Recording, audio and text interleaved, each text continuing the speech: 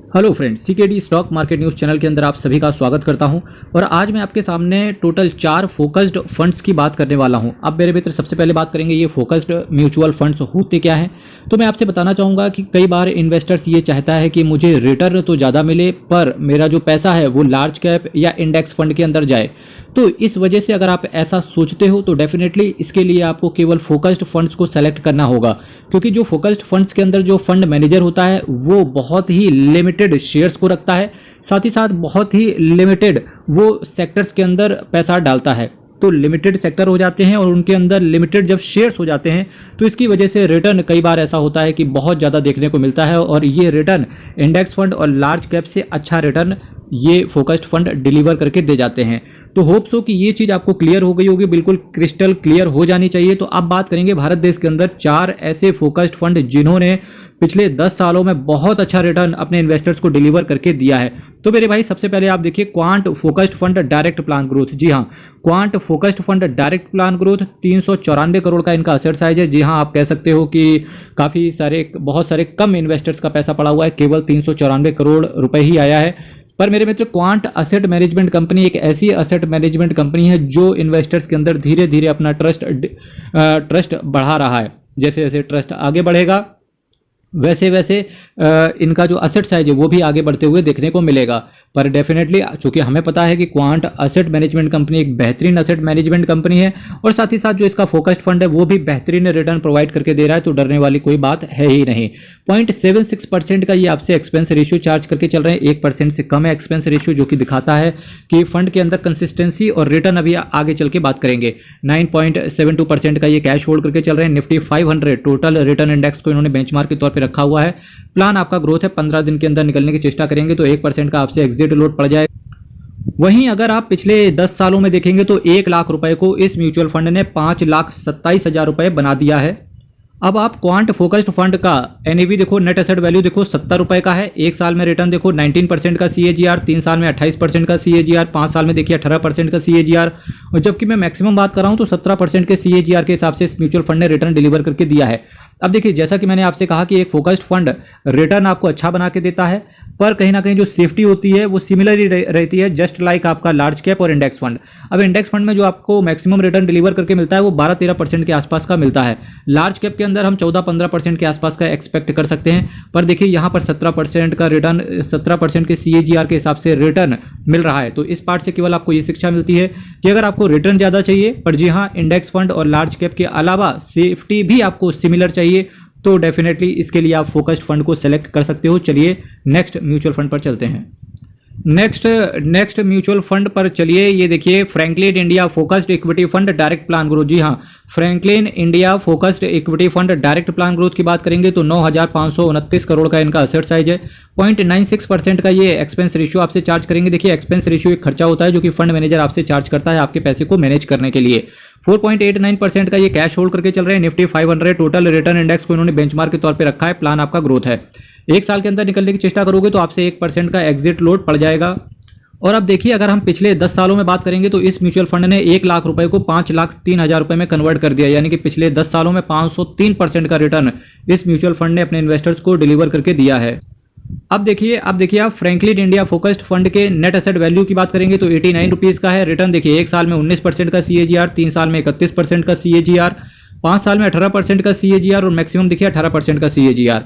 अब 18% का सीएजीआर का मतलब क्या है कि कंपाउंड होता है म्यूचुअल फंड, ठीक है, ये सारी चीज़ें हैं। चलिए नेक्स्ट म्यूचुअल फंड पर चलते हैं। अभी जो मैंने नेक्स्ट म्यूचुअल फंड आपके सामने रखा हुआ है इसका नाम है SBI focused equity fund direct plan growth. जी हाँ, स्टेट बैंक ऑफ इंडिया का SBI focused equity fund direct plan growth 29,772 crore का इसका असेट साइज है।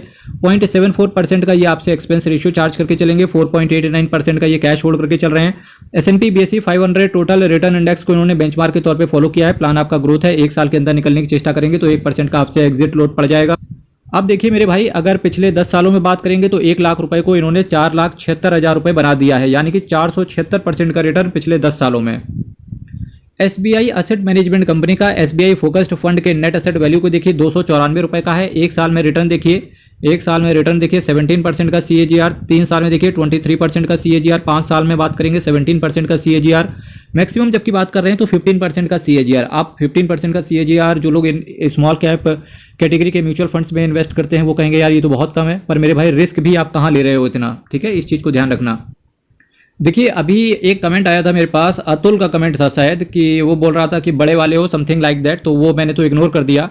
उससे पहले जो उसका एक्चुअल क्वेश्चन था कि इतनी बार बोल चुका हूँ इंफ्रास्ट्रक्चर फंड, तो अगर आपने जितनी बार बोला था, मैं सबसे बोलना चाहूँगा ये चीज़ जनरल पब्लिक में, कि आप जितनी बार बोलते हो सिंपल है, आप एक बार कमेंट छोड़ दिया करो अपनी समस्या को लेकर के। उसके बाद आपको केवल मेरा चैनल सब्सक्राइब करना है, बेल आइकन बटन को दबा के रख लेना है, और बहुत तेजी से अगर चीज़ें आपको जाननी है तो केवल मल्टी बैगर म्यूचुअल फंड्स के नाम से प्लेलिस्ट पड़ी हुई है, आप प्लेलिस्ट को एक एक वीडियो करके स्क्रॉल कर जाओ, ठीक है, आपको आपका म्यूचुअल फंड मिल जाएगा। उनकी समस्या ये थी, देखिए दर्द तो सबके अंदर है दुनिया के अंदर, और यकीन मानना जितना आप कमेंट के माध्यम से रख देते हो, यकीन मानना लोग लाइन लगाते हैं केवल।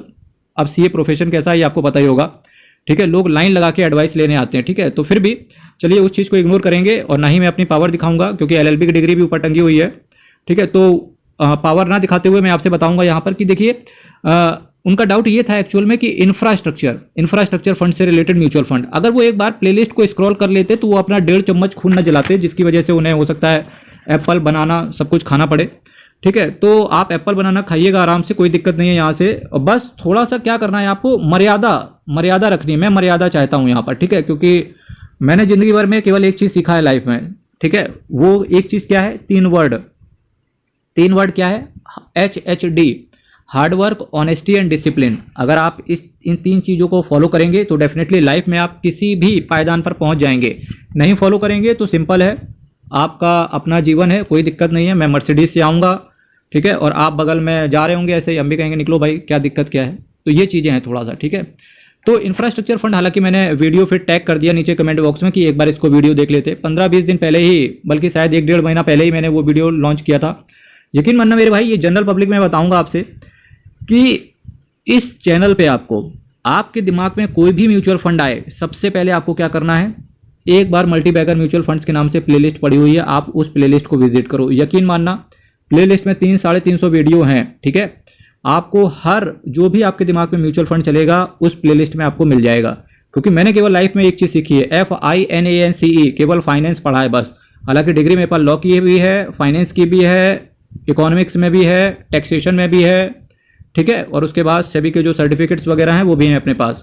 तो भाई टेंशन नहीं लेने का बिल्कुल, ठीक है, लाइफ में हंसते रहो, मुस्कुराते रहो, सीखते रहो और सिखाते रहो, और चैनल को सब्सक्राइब करते रहो, चैनल को सब्सक्राइब करवाते रहो, ठीक है। और फिलहाल मेरे भाई देखिए, जिन्हें पैसा कमाना है ना मेरे भाई, मैं दिल से बताऊं, आपको कभी कभी लगता होगा कि क्या चैनल है, बिल्कुल सिंपल सा बता रहा हूं मैं, एडिटिंग मेरी बिल्कुल जीरो है, नील है, क्योंकि मुझे ऐसा लगता है अगर मैं चीज़ें उड़ाते हुए दिखाऊंगा, खिचिक खिचिक करके मैं आपको एडिटिंग दिखाऊंगा, उससे आपका पैसा बनने वाला नहीं है। आपका पैसा केवल एक चीज़ से बनेगा, अगर आप के सामने एक म्यूचुअल फंड पड़ जाए या एक शेयर पड़ जाए और उस म्यूचुअल फंड को आप इंप्लीमेंट करो अपनी लाइफ में, उससे आपका पैसा बढ़ेगा। मैं यहाँ पर चैनल की एडिटिंग अच्छी कर लूँगा, उसके बाद मैं बिल्कुल मर्सिडीज लेकर के दिखाऊंगा, मैं अपना पोर्टफोलियो दिखा दूं, मेरा 10 करोड़ का पोर्टफोलियो है। इससे आपकी लाइफ में कोई भी चेंज नहीं आएगा। इससे किसकी लाइफ में चेंज आएगा पता है? उल्टा मेरी ही लाइफ में चेंज आएगा। मैं अपनी लाइफ को पूरा चेंज कर चुका हूँ। मुझे जितना कमाना था मेरे पास सफिशियंट है उतना। मैं चाहता हूं कि आप कमाएं, और आप केवल एक चीज़ से कमा पाएंगे जब आप स्वयं अपने आप को फॉलो करेंगे। किसी का पोर्टफोलियो देखने से आपका पैसा नहीं बढ़ेगा, है ना, उल्टा खून ही जलेगा। तो इन सब चीज़ों को फॉलो करो, ये लॉन्ग टर्म में आपके काम आने वाले हैं। यकीन मानना, बहुत ज़्यादा एक्सपीरियंस के साथ बोल रहा हूँ। ठीक है, नेक्स्ट जो फोकस्ड फंड के बारे में बात कर रहा हूँ, तो सोचा एक कमेंट आया था तो उसको कमेंट को जवाब भी देना था। ठीक है, तो सीखते रहिए, मेरा सिर्फ यही कहना है और यही पर्पस भी है, सीखते रहिए। ठीक है, और इंप्लीमेंट कीजिए चीज़ों को। Nippon India focused equity fund direct plan growth, Nippon India focused equity fund direct plan growth की बात करेंगे तो ये भी भारत देश के अंदर बहुत ही बेहतरीन एक एसेट मैनेजमेंट कंपनी है, निप्पॉन इंडिया AMC। और फोकस्ड फंड की बात करेंगे, ये एक्चुअली फोकस्ड फंड को आप इस तरीके से भी देख सकते हो कि ये एक फ्लेक्सी कैप कैटेगरी टाइप का इन्वेस्टमेंट करते हैं, पर एक्चुअल में ये फ्लेक्सी कैप नहीं है, एक्चुअल में ये है फोकस्ड फंड।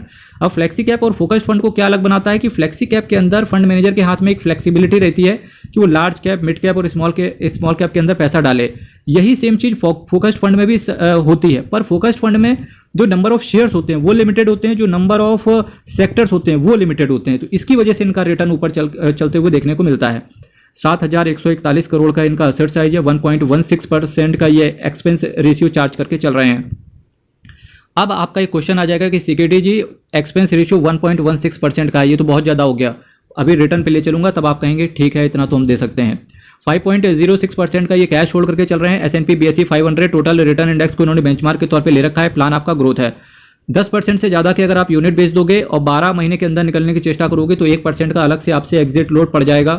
देखिए पिछले 10 सालों में 567% का रिटर्न। अभी जितने भी आपने फोकस्ड फंड देखे हैं ऑलमोस्ट जो क्वांट का फोकस्ड फंड था उसी कैटेगरी में निप्पॉन इंडिया के फोकस्ड फंड ने रिटर्न को डिलीवर करके दिया 567% का रिटर्न। यानी कि आज से जस्ट 10 साल पहले केवल 1 लाख रुपए डाला होता तो 5,67,000 रुपए उसके अकाउंट में पड़ा होता।